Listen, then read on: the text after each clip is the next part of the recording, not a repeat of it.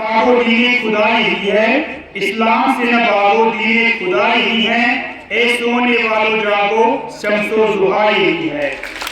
مجھ کو قسم خدا کی جس نے جہاں بنایا، مجھ کو قسم خدا کی جس نے جہاں بنایا، اب آسمان کے نیچے راہ خدا ہی ہے۔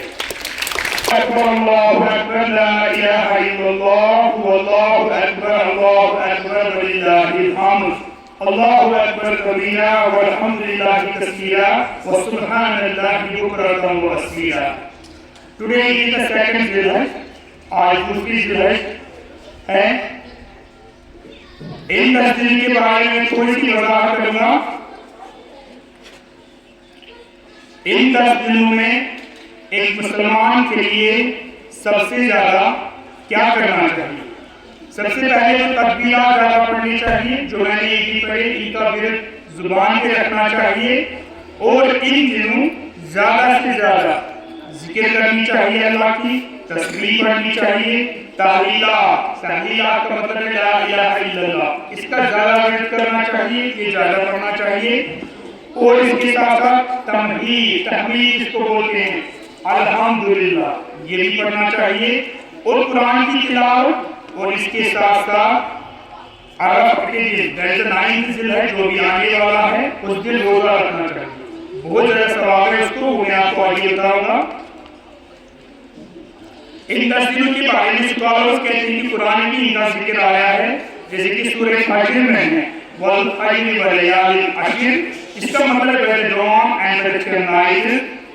ابن عباس رضی اللہ عنہ کہتے ہیں یہاں پہ جو دان کا مطلب ہے یہ انہی 10 دنوں کے بارے میں بات کی گئی ہے، اور نبی صلی اللہ علیہ وسلم کی حدیث ہے کہ اللہ تعالیٰ کو زیادہ پسندیدہ کوئی بھی ایسا عمل نہیں ہے جو ان دنوں میں کیا جائے وہ سب سے زیادہ پسند ہے۔ ان 10 دنوں میں یہ حج کی 10 دن شروعات ہو گئے ان کی، آج دوسری ذوالحج ہے۔ ان دنوں کیا کرنا چاہیے؟ ان 10 دنوں سب سے پہلے پریوز اپنی وقت پر پڑھنی چاہیے، نماز اپنی وقت پر پڑھنی چاہیے، ہو سکے تو روزہ بھی رکھنا چاہیے۔ ان 10 دنوں میں 9 ذوالحج کو روزہ رکھنا مسنون ہے، مطلب جو رکھے گا تو اس کو 2 سال کی گناہ معاف کی جاتی ہیں، اس کے بدلے یہی اجر ہے۔ ریپینٹنس، اللہ تعالیٰ کے سامنے زیادہ سے زیادہ توبہ کرنا، معافی مانگنا، اور اس کے ساتھ ساتھ تکبیرات میں نے پہلے بتائے، اور اس کے ساتھ ساتھ زیادہ سے زیادہ لا الہ الا اللہ، سبحان اللہ، الحمدللہ، یہ 3 اذکار ان دنوں میں زیادہ سے زیادہ کرنے چاہیے۔ اب میرا آپ سے ایک سوال ہے، آپ جانتے ہو کہ عرفہ کا ایک دن جب ہوتا ہے 9 ذوالحج، اسی کا عرفہ ہوتا ہے، چھوٹی عید کا عرفہ نہیں ہوتا ہے۔ عرفہ کے دن سب سے زیادہ عمل کون کرنا چاہیے؟ انک عفو تحب العفو فاعف عنی، اس کے بارے میں نبی صلی اللہ علیہ وسلم نے فرمایا کہ یہ شب قدر میں زیادہ پڑھنا چاہیے، اور چونکہ ہم ذوالحج کے 10 دنوں میں ہیں، اس دن نبی صلی اللہ علیہ وسلم نے زور دیا ہے زیادہ سے زیادہ یاد رکھیے گا لا الہ الا اللہ، سبحان اللہ، الحمدللہ، اللہ اکبر، یہ 3 اذکار ہمیں اپنی زبان پر ہونے چاہیے، اور اس کے ساتھ ساتھ تکبیرہ۔ تلبیہ کا حکم نہیں ہے، تلبیہ جو آپ پڑھتے ہو لبیک اللہم لبیک، یہ خالی حاجیوں کے لیے ہیں جو حج کے لیے جاتے ہیں، یہ وہ وہاں کے طواف کے دوران کہتے ہیں، جب وہ خانہ کعبہ کا طواف کرتے ہیں اس کے ارد گرد یعنی کہ 7 بار چکر لگایا جاتا ہے، تو تلبیہ وہیں پر پڑھی جاتی ہے۔ ہمارے لیے ضروری نہیں ہے، ہمارے لیے ضروری ہیں تکبیرات، تحلیلات یعنی لا الہ الا اللہ، سبحان اللہ اور الحمدللہ، یہ 4 چیزیں ان 10 دنوں میں، ذوالحج کے 10 دنوں میں کرنی چاہیے۔ اور ان دنوں نہ اپنے بال کاٹنے ہیں، نہ نیل ٹرم کرنے ہیں، کچھ بھی نہیں ان 10 دن۔ قربانی کے بعد آپ اپنے ناخن تراش سکتے ہو، بال کو ٹرم کر سکتے ہو، بیور کو ٹرم کر سکتے ہو، اگر جہاں پہ لمبی ہے زیادہ، تو ان 10 دنوں پہ مطلب پاس رہتی ہے کہ مطلب یہ 10 دن جو ہیں، ان 10 دن میں آپ کے بارے میں نہیں پوچھا جائے گا، اس کے بارے میں نہیں پوچھا جائے گا، اور اس کے ساتھ ساتھ بعد میں اگر آپ نہیں کر لوگے تو اس کے بارے میں نہیں پوچھا جائے گا، کیونکہ یہ درس بہت زیادہ ضروری ہے۔ انہیں عاشق سمجھیے لا الہ الا اللہ تحمید کا مطلب ہے الحمدللہ، اور تسبیح کا مطلب ہے سبحان اللہ۔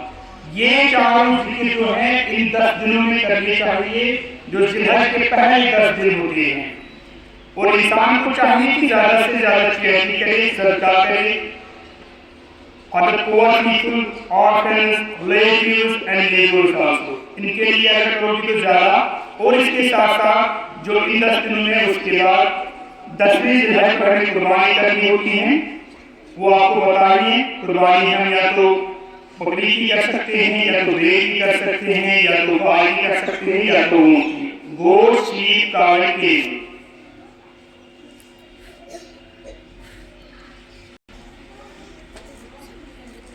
اور علماء کا کہنا ہے کہ ان 10 دنوں میں، حالانکہ اس کے پیچھے کوئی حدیث نہیں ہے، کہ زیادہ سے زیادہ دعا جو مانگنی چاہیے وہ ہے ربنا آتنا فی الدنیا حسنۃ وفی الآخرۃ حسنۃ وقنا عذاب النار۔ تو اس کے بارے میں کہا جاتا ہے، تو ان 10 دنوں کی یہی اہمیت ہے۔ عرفہ کے جو روزہ رکھنا ہے، I hope that you have listened and you fast on the day of Arafah, 9th ذی الحج۔ 9th ذی الحج کی جناب انشاءاللہ روزہ رکھو گے، I hope، کیونکہ اس دن روزہ رکھنا 2 سال کے گناہوں کا کفارہ ہے۔ ایک تو آنے والے سال کے گناہ معاف کیے جاتے ہیں، اور پچھلے سال کے گناہ معاف کیے جاتے ہیں۔ ان 10 دنوں کی اہمیت آپ ایسے مانو جیسے کہ ماہ رمضان کے عشرے میں آخری 10 دنوں کی ہوتی ہے، 10 دنوں کی ہوتی ہے۔ مطلب اس دن ہمیں زیادہ سے زیادہ عبادت کرنی پڑتی ہے، احتکاف کرنا پڑتا ہے، یعنی کہ رات کو بیداری کرنی پڑتی ہے، شب بیداری کرنی پڑتی ہے۔ جس طرح ان 10 دنوں کی زیادہ اہمیت ہے، اسی طرح ذی الحج کے 10 دنوں کی بہت زیادہ اہمیت ہے۔ نبی صلی اللہ علیہ وسلم نے فرمایا اللہ تعالیٰ کو کوئی بھی پسند اتنا، یعنی کہ عمل اتنا پسند نہیں ہے جتنا یعنی کہ ان 10 دنوں میں ہے۔ تو ایک صحابی نے فرمایا اللہ تعالیٰ کے یہاں جہاد کرنا، اسلام میں سب سے بڑی نیکی جو مانی جاتی ہے وہ جہاد ہے۔ جہاد اسلام کی چوٹی ہے، ٹھیک ہے، جہاد اسلام کی چوٹی ہے۔ تو نبی صلی اللہ علیہ وسلم نے فرمایا جہاد بھی نہیں، ہاں حالانکہ وہ انسان جو اللہ کے راستے میں شہید ہو گیا اور جس نے اپنا مال سب کچھ کھو دیا، تو اس کی عمل زیادہ یعنی کہ مانی جاتی ہے، یعنی کہ بنسبت ان 10 دنوں سے۔ ان 10 دنوں میں عمل کرنا اللہ کے یہاں مطلب ایک شہید سے بھی زیادہ بڑھ کر ہے، سوائے اس شہید کے جو شہید ہو گیا اور اس کے ساتھ ساتھ اس کا مال بھی اس میں گیا۔ تو ان مطلب اس حدیث سے آپ کو واضح ہو جائے گا کہ ان 10 دنوں میں کتنا عمل کرنا چاہیے، اور تکبیرات کیسے پڑھنی چاہیے، کتنے پڑھنی چاہیے، تسبیح، تحلیل، تحلیل کتنا کرنا چاہیے، تو اس سے آپ کو یہ پتہ چلے گا۔ جس طرح عرفہ کا مطلب عرفہ کے لیے جب 9 ذی الحج آئے گا وہ بھی بتاؤں گا۔ عرفہ کے لیے جو دعا ہے کہ فرمایا نبی صلی اللہ علیہ وسلم نے اس دن پڑھا کرو لا الہ الا اللہ وحدہ لا شریک لہ لہ الملک و لہ الحمد وهو علی کل شیء قدیر۔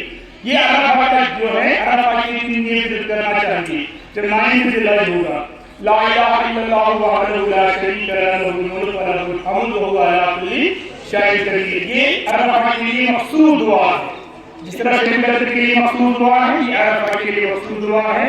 اور ان دنوں کے لیے مخصوص عمل کیا گیا ہے، تکبیرات، تحلیلات، تحمید، تسبیح، سبحان اللہ، الحمدللہ، اللہ اکبر، اور اس کے ساتھ ساتھ ایسی تحلیلات۔ تو ان کا ذکر کرنا چاہیے، یہ پڑھنی چاہیے۔